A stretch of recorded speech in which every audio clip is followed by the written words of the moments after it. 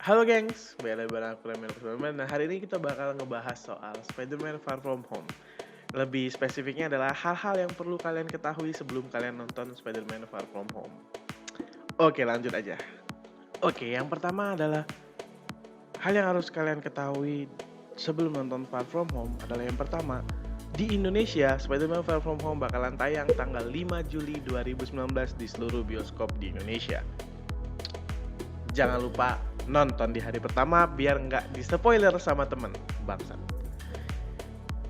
Yang kedua, di Spider-Man Far From ini bakal dikenalin, bukan dikenalin ya, kalau dikenalin itu udah dari Avenger Endgame, tapi di Spider-Man Far From Home ini mungkin bakalan lebih didetailin tentang multiverse-nya Marvel. Jadi kita bakalan lebih dikenalin sama multiverse-nya Marvel dari Spider-Man Far From Home ini.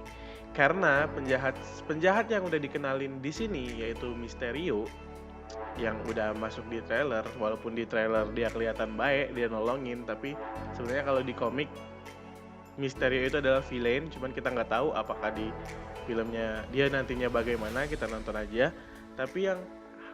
Tapi si Mysterio ini diceritakan berada dari dimensi yang berbeda atau universe yang berbeda dari Spider-Man Far From Home ini. Yang ketiga adalah Spider-Man Far From Home ini mengambil waktu setelah Endgame atau timelinenya ini setelah Endgame, after Endgame. Jadi setelah Iron Man mati, nah terjadilah kejadian ini. Dan selanjutnya bakalan ada hubungan romantis dari Aunt May dan juga Happy, si pekerja Iron Man, si sopirnya Iron Man.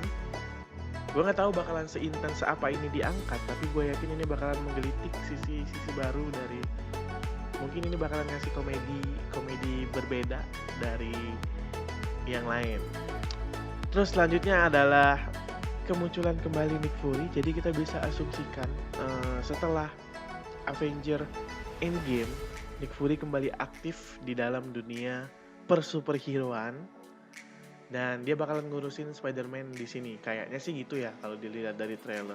Oke deh, mungkinnya gitu aja lah ya pembahasan kita kali ini, dan tadi adalah beberapa hal yang harus kita ketahui sebelum nonton Spider-Man Far From Home.